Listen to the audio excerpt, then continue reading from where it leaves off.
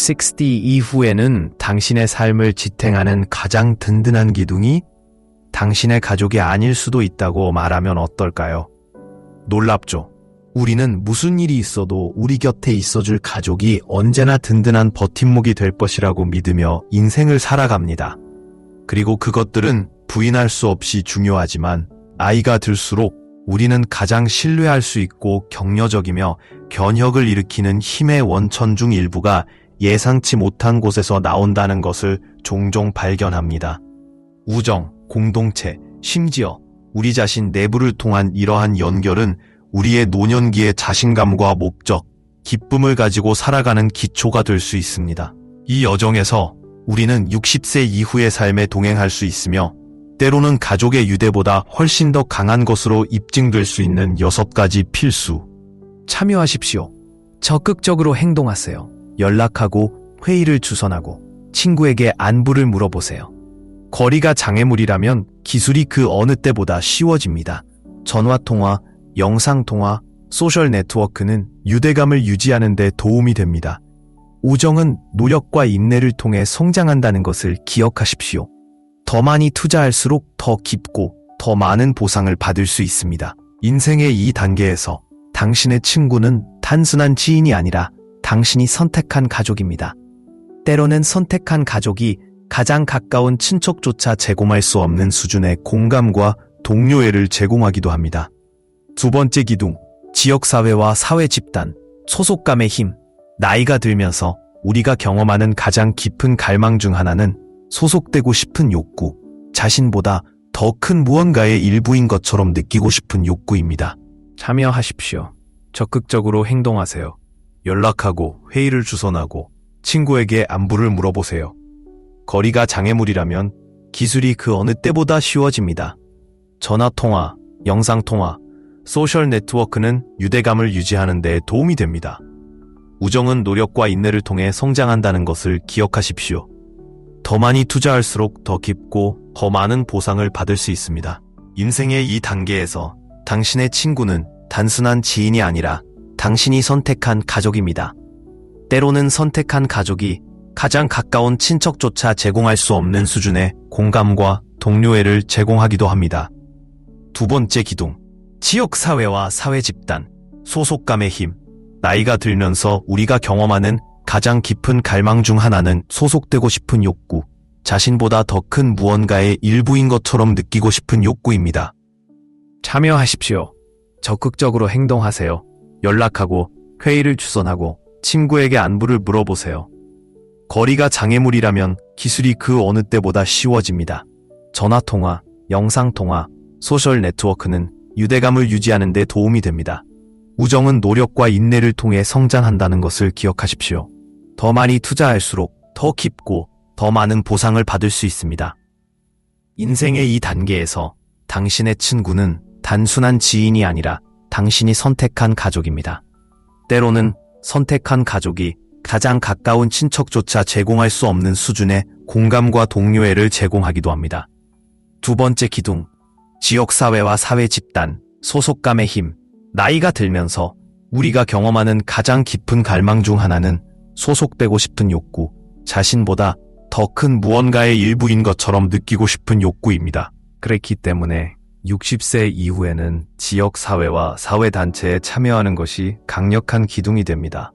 노인센터, 독서클럽, 종교 모임, 정원 가꾸기 모임 등 생각이 비슷한 사람들과 함께 있으면 깊은 유대감을 형성할 수 있습니다. 이야기를 공유하고 새로운 것을 배우고 소중함을 느낄 수 있는 공간을 제공합니다. 각자의 삶으로 바쁜 가족들과 달리 든든한 공동체는 언제나 여러분을 환영하고 기운을 북돋워 줄 것입니다. 회사 밖에서도 사회적으로 활발하게 활동하는 것은 정신적, 정서적 웰빙에 상당한 이점을 제공합니다. 연구에 따르면 정기적으로 사회 집단에 참여하는 노인들은 우울증 발병률이 낮고 인지적 예민성이 뛰어나며 신체 건강이 더 좋습니다. 그룹의 일원이 되면 집 밖으로 나가서 다른 사람들과 교류하고 정신을 활발하게 유지할 이유가 됩니다. 대화, 공유된 경험, 새로운 목적의식은 당신의 하루를 변화시켜 더 행복하고 성취감 있게 만들 수 있습니다. 아직 마음에 드는 그룹을 찾지 못했다면 걱정하지 마세요. 시작하기에 너무 늦은 때란 없습니다. 커뮤니티 센터, 도서관, 지역 공간을 탐색해 보세요. 많은 곳에서 사람들을 연결하기 위해 고안된 무료 수업, 게임의 밤 또는 사교 모임을 제공합니다. meetup.com이나 페이스북 그룹과 같은 웹사이트는 하이킹, 그림, 자원봉사 등 열정을 공유하는 사람들을 찾는 데 도움이 될 수 있습니다. 그리고 이상적인 그룹을 찾을 수 없다면 직접 만들어 보는 것은 어떨까요? 주간 대화의 이웃을 초대하고 걷기 클럽이나 게임의 밤을 조직하세요. 당신처럼 얼마나 많은 사람들이 연결을 갈망하는지 놀라게 될 것입니다. 당신의 가치관과 관심사를 공유하는 커뮤니티에 둘러싸여 있으면 결코 외롭다고 느끼지 않을 것입니다. 세 번째 기둥, 건강 및 웰니스 네트워크. 건강한 삶의 기초, 기하의 건강은 귀하의 가장 큰 보물이며 올바른 건강 및 웰니스 네트워크를 갖는 것은 60세 이후 귀하의 경험을 변화시킬 수 있습니다. 가족이 귀하의 웰빙에 깊은 관심을 가질 수도 있지만 귀하의 번영을 유지하는 데 필요한 전문 지식과 지침을 제공하는 것은 의사, 치료사, 영양사 및 웰니스 코치입니다. 정기적인 건강검진, 정신건강 지원 및 맞춤형 웰빙 계획을 통해 귀하는 앞으로도 오랫동안 활동적이고 독립적이며 건강하게 지낼 수 있습니다. 건강에 투자하는 것은 단순히 수명을 연장하는 것이 아니라 수명을 연장하는 것입니다. 건강 전문가 외에도 신체 활동을. 네 번째 기둥, 지속적인 학습 및 멘토링. 마음을 먹고 다른 사람에게 영감을 주세요. 노화는 성장을 멈추는 것을 의미하는 것이 아니라 계속해서 진화할 수 있는 기회를 받아들이는 것을 의미합니다. 지속적인 학습은 민첩성과 참여도, 목적의식을 유지하는 가장 강력한 도구 중 하나입니다. 책을 읽거나 수업을 듣거나 새로운 것을 시도할 때마다 마음을 훈련할 뿐만 아니라 삶의 호기심과 의미, 활력을 더하게 됩니다. 연구에 따르면 계속 학습하는 노인은 인지 저하를 경험할 가능성이 적습니다. 그러나 학습은 기억을 넘어 창의성을 일깨우고 기쁨을 주고 성취감을 줍니다. 도전할수록 당신의 삶은 더욱 풍요로워질 것입니다. 가장 좋은 점은 학습이 개인의 성장을 위한 것뿐만 아니라 다른 사람들과 공유할 수도 있다는 것입니다.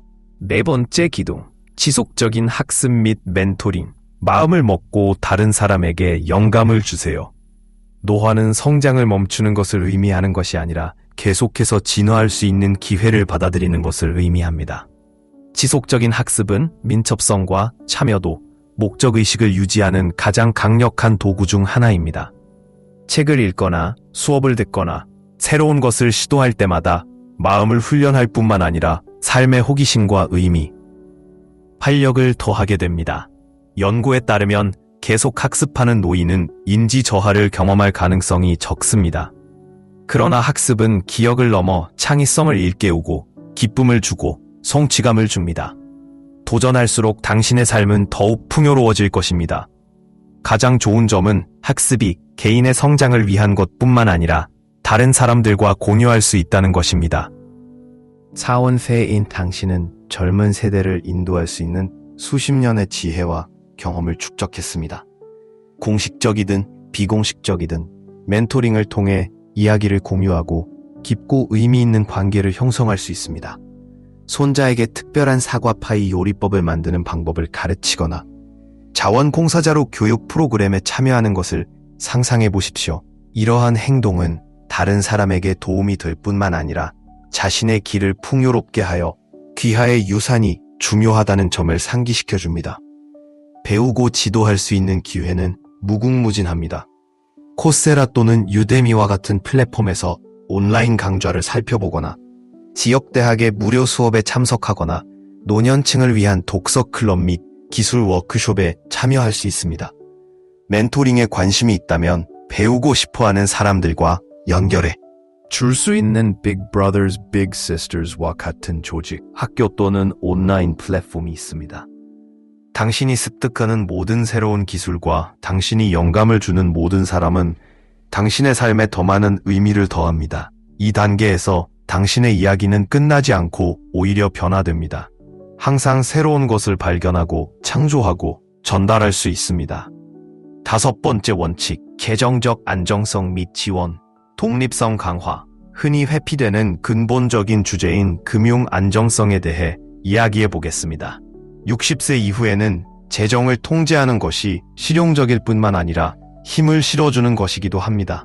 이를 통해 자신의 규칙에 따라 생활하고 건강을 돌보고 다른 사람에게 의존하지 않고 자신의 가치에 맞는 결정을 내릴 수 있습니다. 재정적 독립은 마음의 평화, 자신감, 자유를 가져다 줍니다. 이는 재정적 걱정 없이 삶을 즐길 수 있게 해주는 종류의 자유입니다. 반면 재정적 문제는 관계의 긴장감을 조성하고 우리가 그토록 소중히 여기는 사랑과 동료애를 무색하게 만들 수 있습니다. 재정적 미래를 보장함으로써 귀하의 관계는 의무가 아닌 애정의 기반을 두게 됩니다. 안정성 구축은 현명한 습관에서 시작됩니다.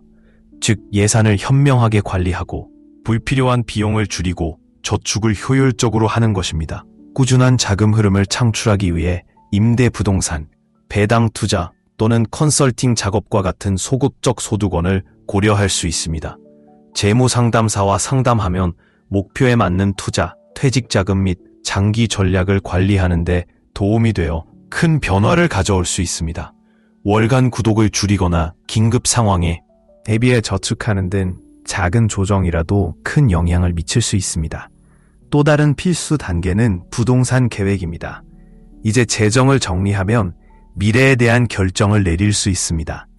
진정한 지원은 남에게 의존하는 것이 아니라 스스로 성장할 수 있는 기반을 만드는 것입니다. 재정적 안정을 통해 귀하는 안전하고 편안하며 자신의 길을 통제할 수 있는 결정을 내릴 수 있는 힘을 갖게 됩니다. 6번째 기둥, 자기애와 내면의 힘, 가장 큰 동맹자. 모든 것의 중심에는 가장 중요한 기둥인 자기애와 내면의 힘이 있습니다. 우정, 공동체, 건강, 재정적 안정, 지속적인 학습은 만족스러운 삶에 기여하지만 진정한 회복력은 내면에서 시작됩니다. 자신을 믿고 자신감을 키우고 내면의 힘을 포용하면 이 단계를 은혜와 용기, 기쁨으로 살아갈 수 있습니다. 외부 지원 시스템은 가치가 있지만 시간이 지남에 따라 변경될 수 있습니다. 이 기둥에 영향을 공급하는 가장 혁신적인 방법 중 하나는 명상, 감사과 자기 관리와 같은 또임합니다. 잠시 생각해보면 마음이 맑아지고 스트레스가 줄어듭니다. 갑자기 당신은 이미 가지고 있는 모든 것을 깨닫게 되고 그 인식은 당신을 만족으로 가득 채웁니다. 자기 관리는 사람마다 다릅니다. 매일 산책을 하거나 좋은 책에 빠져들거나 열정적인 취미를 가지거나 단순히 휴식을 취하는 것이 될 수 있습니다. 그것이 무엇이든 자신에 대한 이러한 친절한 행동은 자신의 가치를 강화하고 다른 사람뿐만 아니라 당신 내면에 무언가가 변하고 있지만 그것을 설명할 단어를 찾을 수 없다고 느낀 적이 있습니까? 주변의 모든 것이 똑같아 보이지만 마음속 깊은 곳에는 무시할 수 없는, 부인할 수 없는 불안감이 있습니다.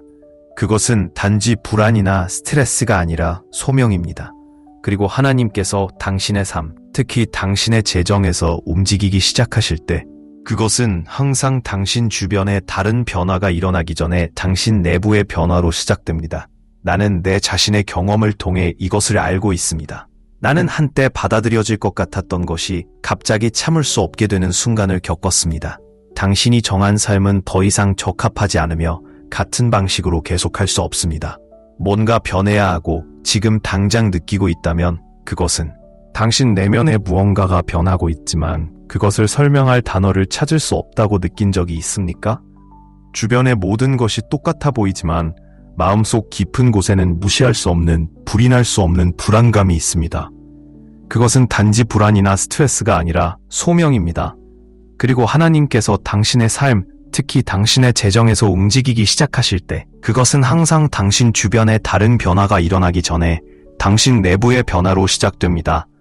나는 내 자신의 경험을 통해 이것을 알고 있습니다. 나는 한때 받아들여질 것 같았던 것이 갑자기 참을 수 없게 되는 순간을 겪었습니다. 당신이 정한 삶은 더 이상 적합하지 않으며 같은 방식으로 계속할 수 없습니다. 뭔가 변해야 하고 지금 당장 느끼고 있다면 그것은 우연이 아닙니다. 하나님께서는 당신이 돌파구를 찾을 수 있도록 준비하고 계실 수도 있습니다. 끝까지 버티세요. 제가 공유하려는 내용은 여러분이 기다려온 확인일 수도 있기 때문입니다. 댓글을 작성하세요. 내 진행 상황은 이미 진행 중입니다. 인생에는 모든 것이 똑같아 보이는 순간이 있습니다. 그러나 당신 안에는 설명할 수 없는 깊은 움직임이 있습니다. 그것은 단지 걱정이나 스트레스가 아니라 훨씬 더 깊은 것입니다. 그것은 당신의 영혼을 흔들어 행동하고 움직이고 방향을 바꾸도록 촉구하는 변화입니다. 비록 당신이 이유를 완전히 이해하지 못하더라도 말이죠. 만약 당신이 이런 걱정을 느껴왔다면 그것을 무시하지 마십시오. 하나님께서는 재정적 돌파구를 마련하실 수도 있습니다. 성경 전체에서 우리는 하나님께서 사람들을 들어 올리시기 전에 그들의 위로를 흔드시는 것을 봅니다. 익숙한 모든 것을 버리고 약속의 땅으로 들어가도록 하나님께서 부르신 아브라함을 생각해 보십시오. 해방되기 전 애굽에서 불안을 느꼈던 이스라엘 백성들을 기억하십시오. 이러한 유형의 영적 불편함은 당신을 좌절시키는 것이 아니라 더 큰 것을 위해 당신을 위치시키는 것입니다. 현재의 재정 상황이 참을 수 없을 것 같다면, 한때 받아들였던 것이 더 이상 받아들일 수 없을 것 같다면 이는 하나님께서 증가의 시기를 위해 당신을 준비하고 계시다는 신호일 수 있습니다. 재정적 돌파구의 가장 분명한 신호 중 하나는 다음 단계가 무엇인지 확신할 수 없을 때에도 행동하고 싶은 내부적 충동을 느끼는 것입니다. 아마도 당신은 사업을 시작하거나 새로운 직업에 지원하거나 아이디어에 투자하고 싶은 충동을 느꼈지만 두려움이 당신을 멈췄을 것입니다. 그 불안함은 당신을 순종으로 몰아가는 하나님의 방법입니다. 그분은 당신을 위해 풍성함을 준비하셨음에도 불구하고 당신이 부족함 속에 머물기를 원하지 않으십니다. 이러한 혼란은 현재의 재정 습관에 대한 불만으로 나타날 수도 있습니다.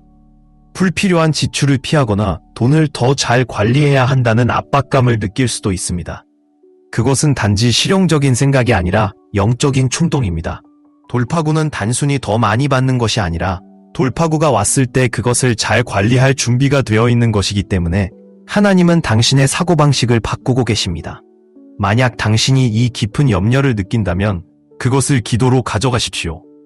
하나님께서 당신이 하기를 원하시는 것이 무엇인지 알려달라고 간구하십시오. 새로운 기회에 마음을 열어보세요.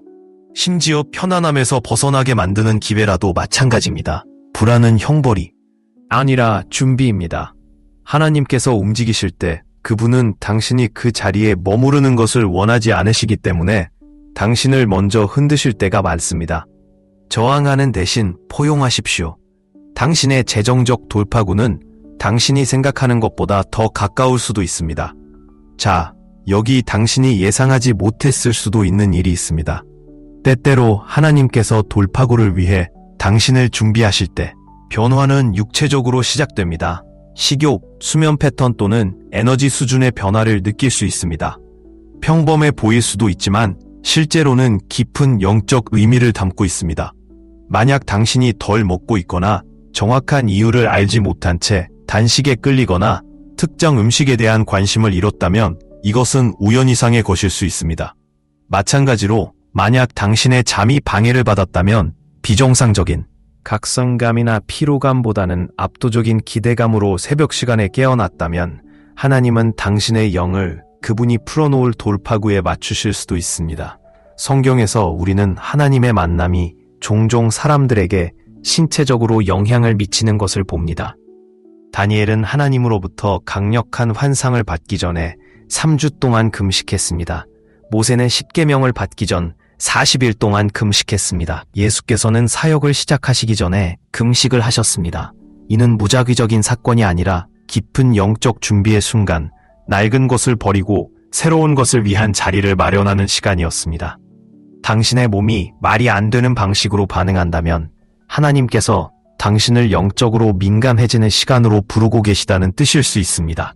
이것은 당신의 돌파구가 너무 가까워서 당신의 영이 그것을 받아들이도록 조정되고 있음을 의미합니다.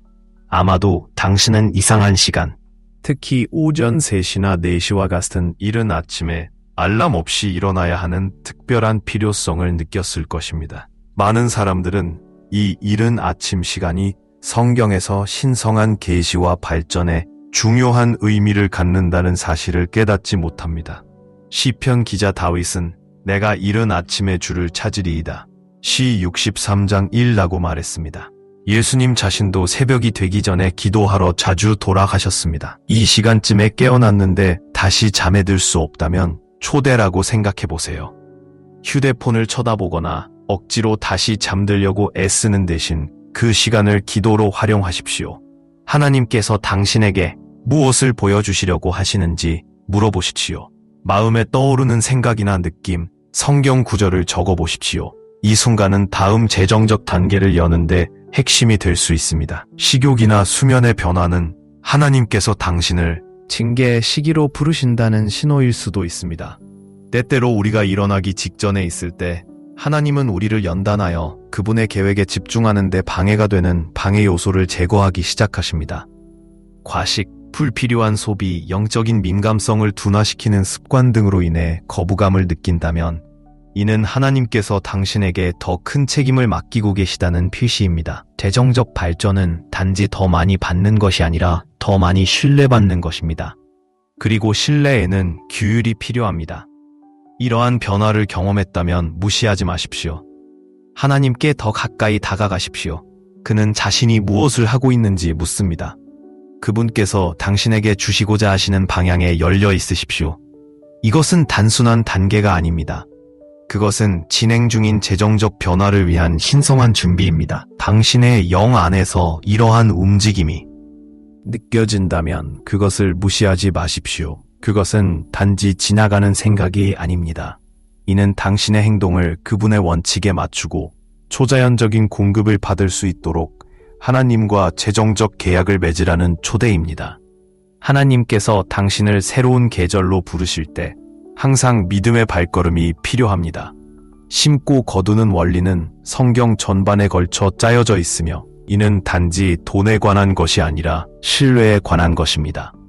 믿음으로 씨앗을 심으면 자원이 부족할 때에도 자라게 하는 영적인 법칙이 활성화됩니다.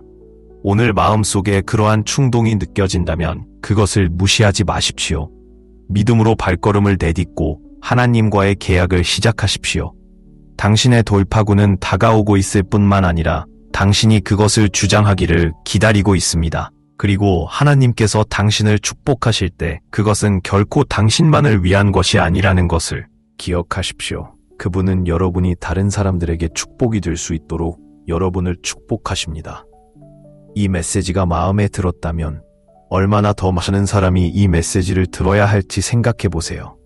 당신만큼 어려움을 겪고 있고 돌파구가 필요한 사람과 그것을 공유하십시오. 우리가 상상하지 못했던 방식으로 하나님께서 어떻게 움직이시는지 함께 살펴보겠습니다. 좋아요.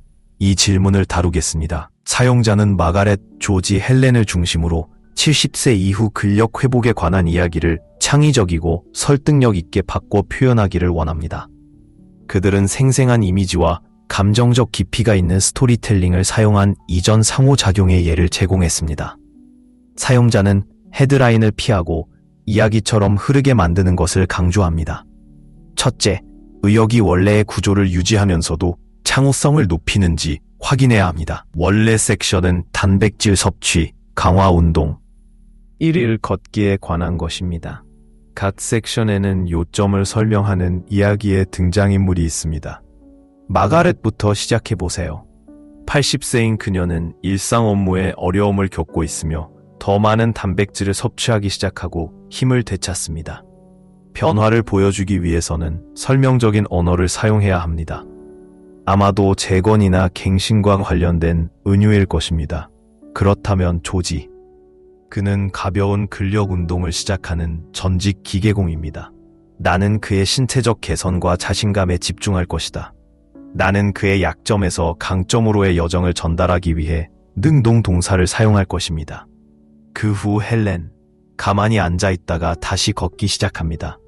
저는 여러분의 점진적인 발전과 여러분이 좋아하는 활동으로 복귀하면서 느끼는 기쁨을 강조하겠습니다.